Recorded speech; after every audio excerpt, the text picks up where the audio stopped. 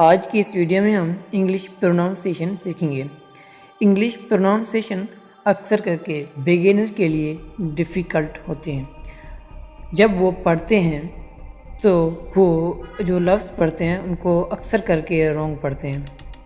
तो आज की ये वीडियो उन लोगों के लिए हेल्पफुल है जो पढ़ने में मिस्टेक्स करते हैं।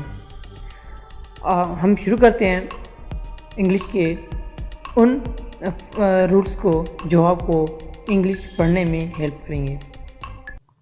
सबसे पहला रूल है शन, TION। ये आवाज़ निकलता है इससे शन का।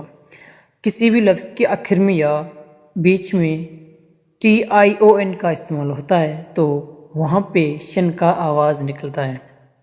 जैसे कि competition, election, position and attention. उसके बाद अगर TION के पहले S आता है तो वहाँ पे चन का आवाज़ निकलेगा। For example question, suggestion, digestion and congestion.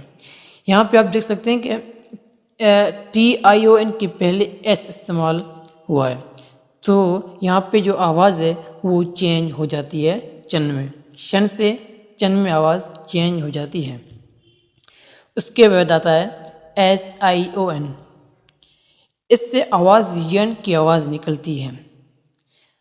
For example television, confusion, diversion, conclusion and decision. यहाँ पे आप देख सकते हैं कि जो SION है इससे यन की आवाज़ निकल रही है।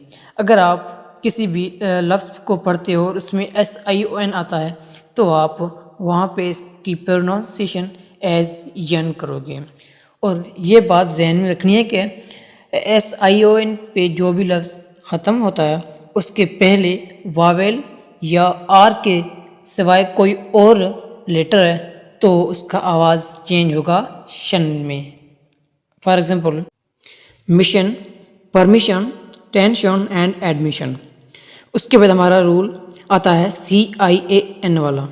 CIAN वाला जो रूल है उससे आवाज़ शन का निकलता है। जैसे कि इलेक्ट्रिशियन, पॉलिटिशियन एंड ब्यूटिशियन। ये अक्सर करके प्रोफेशंस जो हैं उनके लास्ट में ही जो इसका यूज़ किया जाता है। उसके बाद आता है TIAN का। TIAN का जो आवाज़ है वो शन ही है। अगर TIAN के आगे S के अलावा कोई और लेटर्स हैं तो उनका आवाज़ शन में ही निकलेगा। जैसे कि मार्टिशियन, डेल्मेशियन, एपिशियन। इनमें जो है वो TIAN के आगे S नहीं है इसलिए इसका आवाज़ शन में निकलता है।